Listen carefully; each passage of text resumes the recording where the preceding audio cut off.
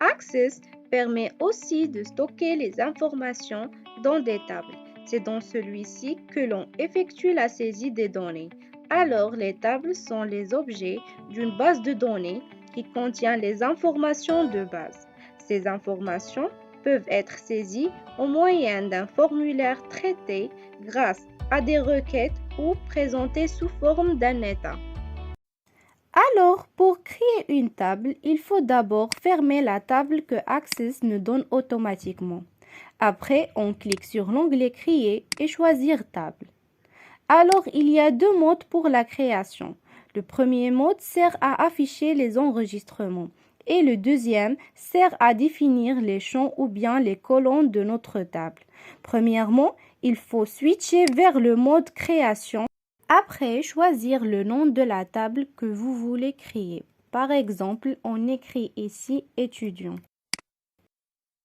Alors, le mode de création se compose de 3 colonnes.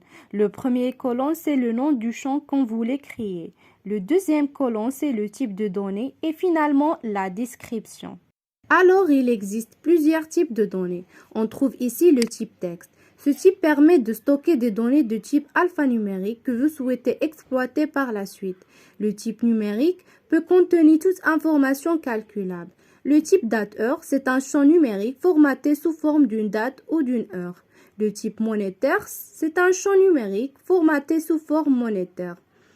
Le type numéro auto, c'est un champ compteur qui s'incrémente automatiquement à chaque saisie d'un nouvel enregistrement. Elle est généralement utilisée pour la clé primaire de la table. Le type oui non, ce champ ne peut contenir que des valeurs. Il se manifeste sous forme d'une case à cocher. Le type objet OLE permet de stocker dans Access des informations diverses provenant d'autres logiciels, par exemple ImagePense, TextWord et ainsi de suite. Le type lien hypertexte permet de gérer des adresses Internet en général. Et finalement, assistant liste de choix permet de déterminer une valeur à partir d'une liste de valeurs prédéterminées figurant dans une liste déroulante. Chaque champ possède différentes propriétés qui sont détaillées ci-dessous. La taille détermine la longueur du champ.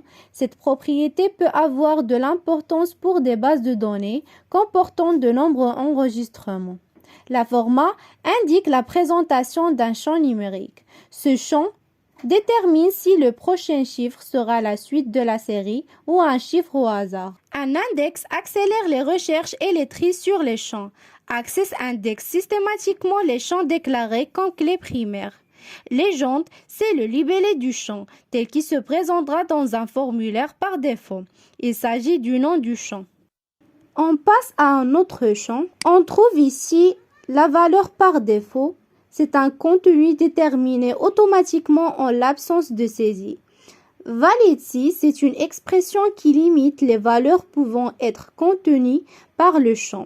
Par exemple, un code postal doit comporter 5 caractères. Message si erreur. C'est un message qui s'affiche quand l'opérateur tape un contenu interdit par la propriété validity. Nul interdit. Si oui, une valeur doit être tapée dans le champ. On trouve aussi la propriété décimale qui fixe le nombre de décimales d'un champ numérique.